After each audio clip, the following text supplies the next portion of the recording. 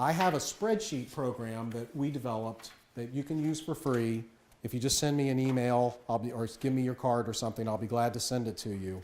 But we call it the N.E.S.T analysis. The question posed by this person on page 12 is, how much do I have to save every year to retire?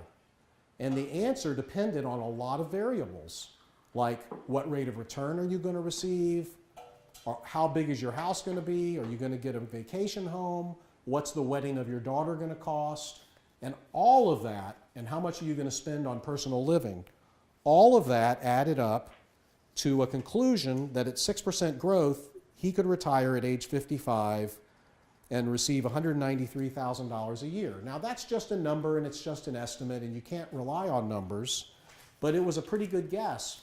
But it involved abandoning his intentions to buy a bigger house and abandoning his intentions to buy a vacation home.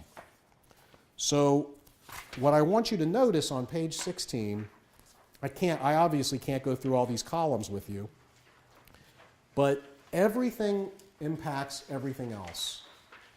So every new pair of earrings impacts your retirement. Not that you shouldn't have a new pair of earrings, but it will impact your retirement. So just be careful with that, and feel free to use the spreadsheet to see where you're going to go. Because you should have a pretty good idea now as to what your earnings might be, as to what your student loan payments are going to be, as to what your significant other or spouse may earn, and to be able to start planning for what kind of life you realistically are going to have. And by the way, life can be much better if you happen to marry somebody who is self-supporting. If you marry somebody who's not going to be self-supporting, then you could have a really bad time in life.